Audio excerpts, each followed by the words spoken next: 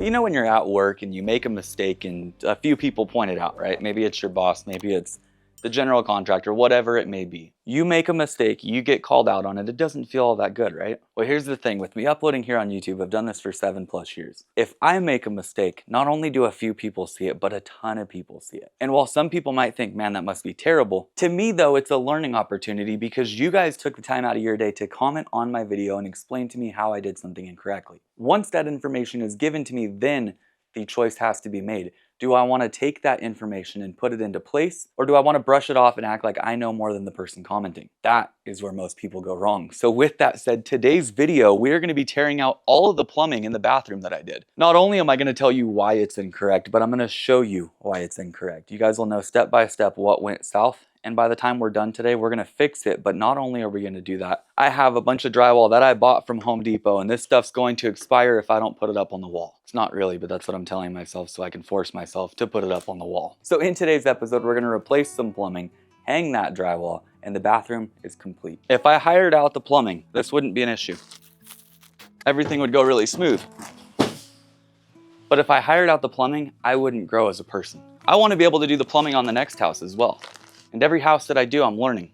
Now, all of my problems start with this stuff. A few of you guys helped me out, and I was really appreciative of that. Not only did you say that the pecs should be done differently, which is what we're gonna do right now, but also you said that the piece that I had in here originally for the shower mixer was fine, and that it should be that far out. I wasn't sure how far the shower mixer should go in there, but we're gonna put some backing pieces behind this, bring it out another inch, and then we'll go ahead and put all this back. The second part, I ran this PEX line down to a 90, to a 90, up. There's 90s at the top here, and that's the same with this upper. So this feeds my actual shower head itself, and this feeds my handheld. Once it was brought up, it made a lot more sense, but you guys told me, Matt, you have so many joints in this thing. Think of every single joint that you put in as an opportunity for this to leak. And as soon as that was said, I said, I'm cutting all of it out.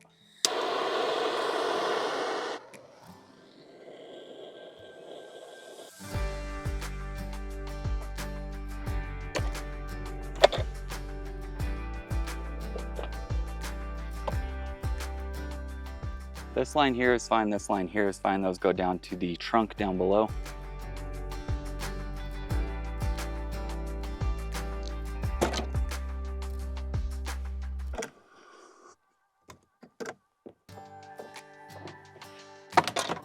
This is how I did the whole entire setup. I don't think of plumbing as anything more than connecting some pieces and making it all work. So I didn't think about the fact that if I could, I should run from the mixer all the way to the shower head in one continuous piece. For example though, this is probably the same way people think about rough framing. Should I do a bunch of 8-foot plates or should I do a 20-footer all the way through? To me, having an 8-foot plate break is a joke. 20-foot is the only way you should build walls if you have continuous. The same way that I'm pretty sure most plumbers would look at me and think, Matt, what did you do? I simply didn't know. Now there's multiple things. I didn't know that this stuff could bend this good and be perfectly fine. I figured it would kink, and I never even tried because I didn't know that was uniform. So we're gonna carefully take out the insulation all the way across the top and the insulation on the back where the shower head and the handheld unit are. We're gonna cut those ones out, and we're gonna run a continuous piece all the way from the handheld unit at the bottom of my mixer up, over, and down. It's gonna be one solid piece. There's something rewarding about redoing your own work. Something even more rewarding about redoing your own work and not feeling like an idiot for doing so. I feel like when we're done here, the building is gonna be a lot better. So all these joints through here that I did are actually gonna hurt me more than help me. That was the biggest thing for me. Also, one of the other reasons why I wanted to use this insulation, most people know this, but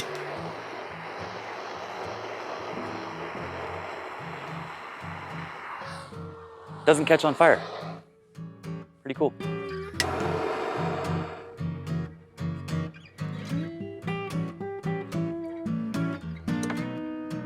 That's taken care of.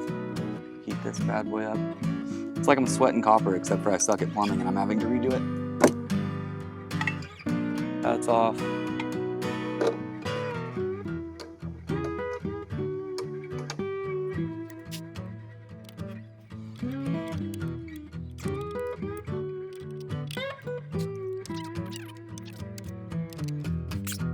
So the cool part is the only thing I wasted was a few of my 90s and some of my little expanders. Because I can save this whole run here. All right, let's take it out up top. So I ran up and I have 90s here here, and then on the far end over here, I 90'd down, and that was how I ran this. But what I've realized is I need to come up into the ceiling in one continuous loop all the way over to here and drop down. So that's what we're doing.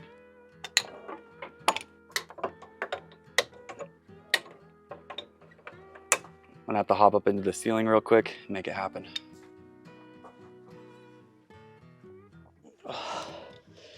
I don't know how much I should trust the joists that are up here.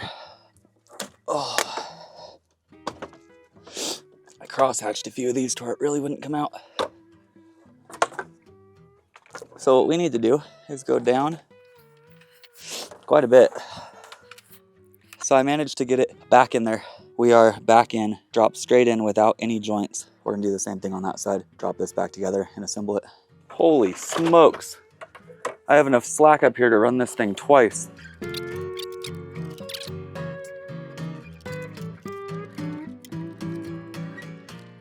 That's that. I'll have to put in some new clips up top to hold that, but we have officially rerouted this thing. I just cracked a brand new pack of these expansion sleeves.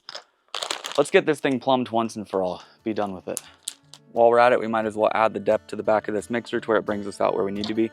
So we'll go ahead and take this off right now, these screws, pad 2 more pieces here and put it back.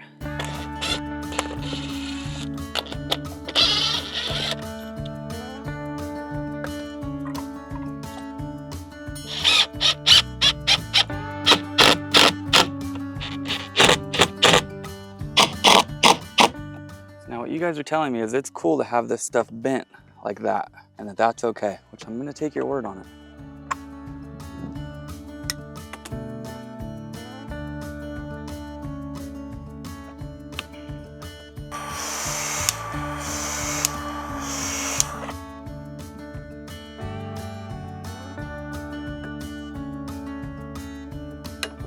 Cool thing is all this excess that I have can get used elsewhere.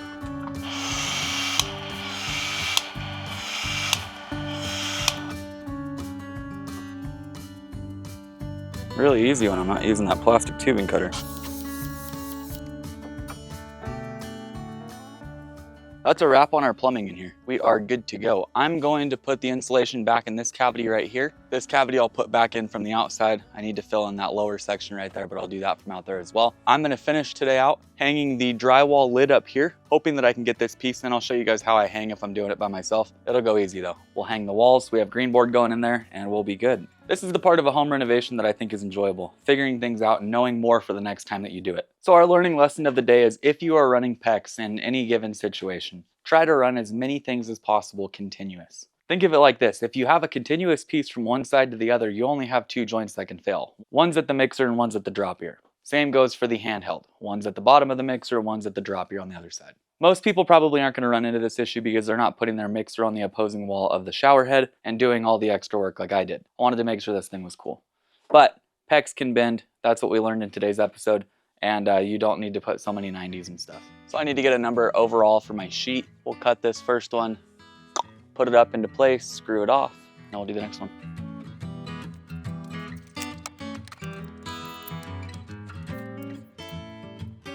I do 1.5. A lot of people say it's cheating, but I'm gonna put a cheater block up here. I guess it is cheating if you call it that, to hold this side because drywall is heavy. I don't care what anybody says. We just want this high enough so that the drywall can get up there and it can rest. That's all we need. Now it'll go up here. I'll push it up, screw everything in. So if you've ever done any sort of construction, chances are you know what these are, but these are little plate protectors here. We're gonna put these on the bottom plate and on the top plate in order to make sure that when I go to put this drywall up, I don't screw through into a pipe or into electrical. So we're gonna need 2 of them here. Covers the first PEX pipe. We have this electrical here we wanna keep safe.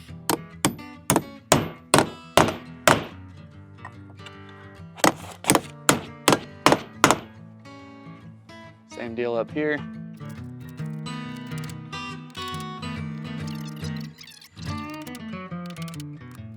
Nothing up in the ceiling is of concern. The pipes are all up high enough. The electrical that's up there is up 4 inches plus. The plumbing down there already got situated. I have 1 wire up here that I need to make sure we're good on. And I'm gonna hang this lid. I'm gonna rock this from the backside, so no concern there.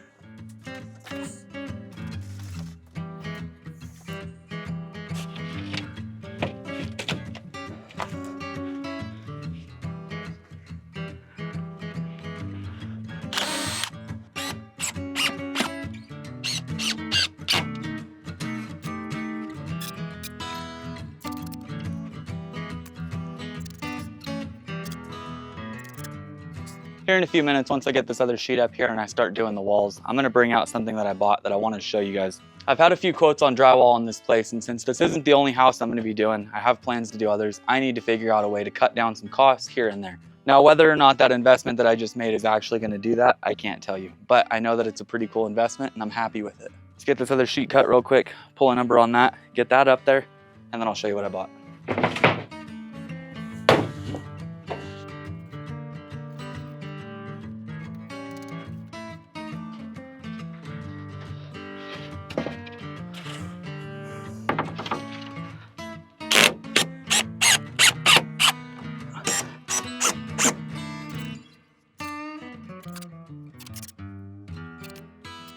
You want to talk about the hardest working people on a job site? Look at whoever's hanging drywall.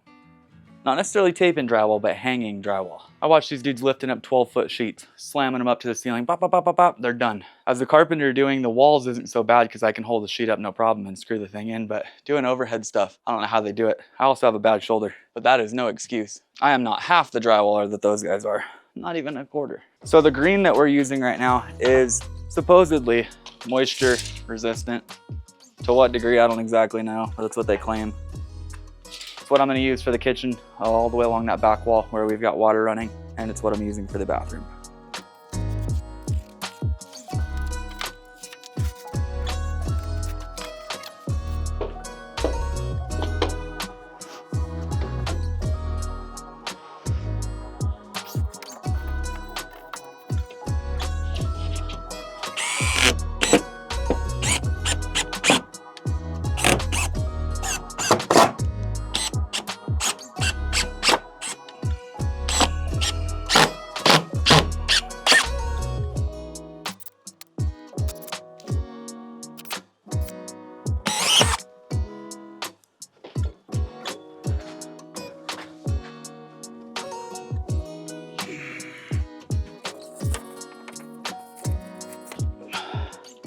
See, walls you could just press up. It's not such a big deal. I could stand here for hours.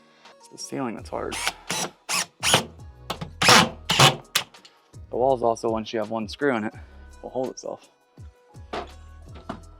Ceiling, not so much.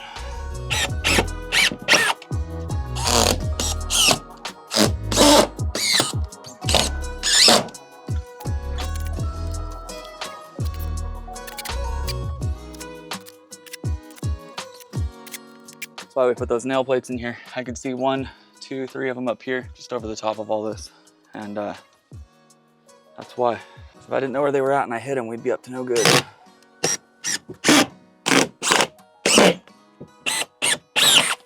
Man, this room just gets hot boxed. This is crazy. It's so warm in here right now, but it's not good for me because it is warm.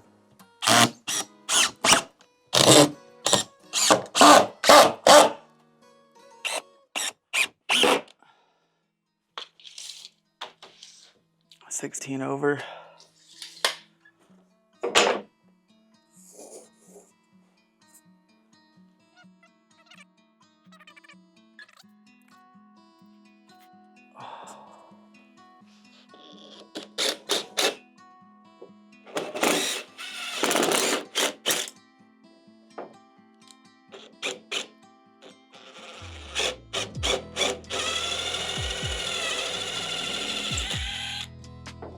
This one I've got a notch for my curb, 46.5 minus, so we need to go like 1 5/8.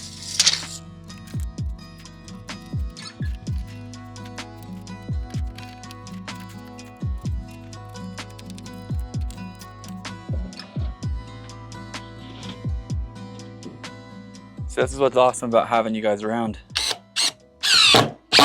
throughout this whole process is if, per se, I covered this up, I wouldn't have known about the issues I had with my pecs or my shower mixer.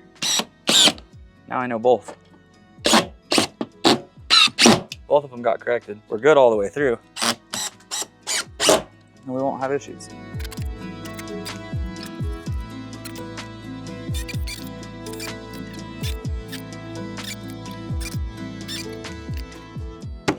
That side's done. I bought this cheap little anvil kit from Home Depot to where I could use it for this.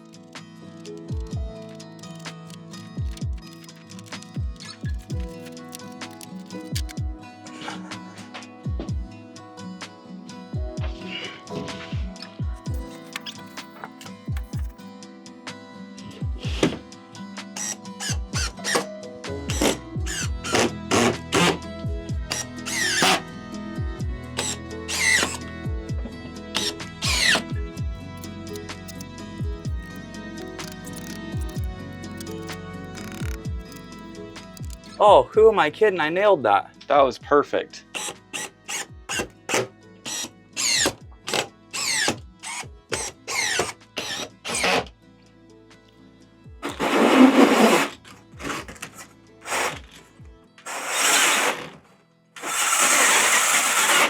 I needed to drill that to where I could pull my light through. I centered the light perfectly on the room. I might regret that. Thought about offsetting it this way, but the light being centered in the room I feel like is more important because it's not going off of any sort of layout. We're not dependent on, you know, we're coming off the center of the vanity or the center. I think it might center on the toilet. No, it doesn't. It's just dead center on the room and I think it works.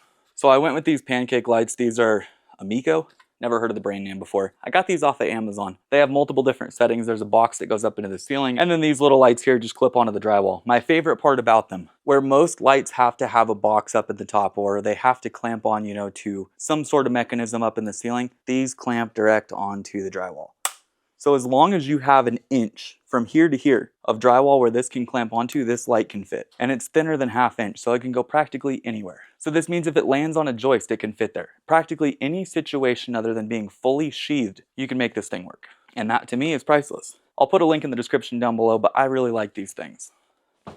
Screen laser shows up really good in here. So we're gonna pull this down. We're gonna connect these two. We're gonna screw that together. Push it back. And it's done.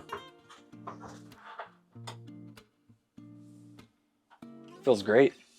Feels light in here. Feels like I could actually work. Nice to have it, even though it's done. The majority of the drywall in here is wrapped up. I did both sides of the half wall. I need to finish up this side over here, but I have to take care of the vent pipe, run the new vent pipe up, get rid of the little jog over that used to connect to the sink. It's been fun for me to reflect on this project and show you guys what it used to look like. So we'll play a couple clips of the old bathroom, show you the layout that we had, the lack of space, the lack of function, and everything else.